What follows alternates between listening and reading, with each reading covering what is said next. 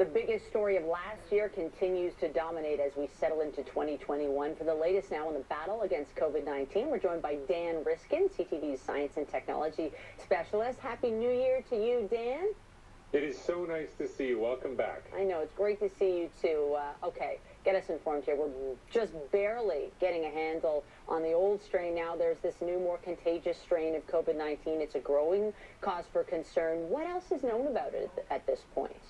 Well, you know what? It's counterintuitive. It's not deadlier as far as we can tell, but in a way, the fact that it's more transmissible is worse because if it were deadlier but not more transmissible, then we would expect the number of cases to go up by some linear percentage. Maybe it would even double or something like that. But the problem is that when you have something that's more contagious, you're basically accelerating the spread of it. And that means that orders of magnitude more people can get infected. And when that happens, even if the mortality rate stays the same, you get many, many, many more deaths. And of course, one of the big factors in all of this is the capacity of the medical infrastructure to handle all the cases. And so when you get many, many cases at once, you know, hospitals, doctors, nurses, beds, all those things come into play. They become limiting factors, and it becomes a very scary situation. So this is really cause for people to really buckle down, avoid getting together with other people, wear your mask, all the things that epidemiologists have been saying all along. I know people are getting tired and they can see the finish line with these vaccines,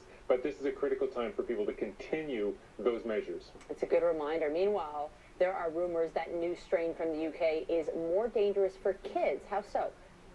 Yeah, this is a scary piece of it. So as the numbers in the UK have gone through the roof with this new strain taking over as the dominant strain there, and that's classical evolutionary theory, something that reproduces more quickly than its competitors becomes the dominant organism in the habitat. So this is exactly what you would expect if this thing really is out competing the other strains.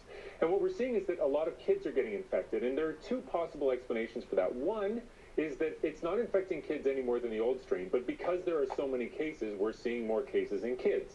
That's one possible explanation. But another possible explanation that's perhaps a bit scarier is that perhaps that luck that the earlier strain was not infecting kids at the same rate as it affected adults isn't true of this new strain. Perhaps kids can get this new strain much more than they could get the old strain, and that kids are perhaps driving the increased spread of the disease in Britain and potentially would play a role like that in Canada. And so epidemiologists are scrambling to try to figure out whether kids are spreading it more quickly, getting it more quickly with this new variant compared to the old ones. Although I should point out there are no data that suggests this is any deadlier for kids than the old strain. We're not seeing increased mortality for kids. It's just a question of whether they're spreading it. Noted. Dan, one of the big headlines is the ability to get the vaccine into people's arms. We have far from hit our stride here in Ontario. What's being made of the strategy to delay the second dose and then just double the number of people vaccinated? Is that the smarter way to go about this in Canada?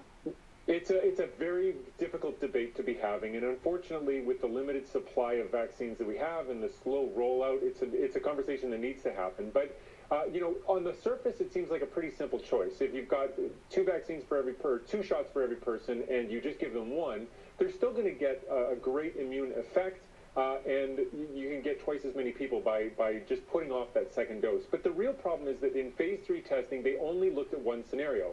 They only looked at the scenario where people get one shot, then they wait 3 weeks, then they get a second shot. And all the numbers, all the information we have about efficacy, about how long it lasts, all of that comes from that one scenario. So if you suddenly drop that second shot, we don't know what that's going to do. We don't know if everybody's going to suddenly lose their immunity after 4 months. We don't know whether that immunity is going to stick around. We can make informed guesses that in all likelihood it would be fine, but it's very dangerous, not just because of what's happening with the numbers in Ontario and around the world right now, but also because of people's trust of the whole vaccine infrastructure. There's already a big movement of anti-vaccine people that are looking for a way to undermine confidence in vaccines.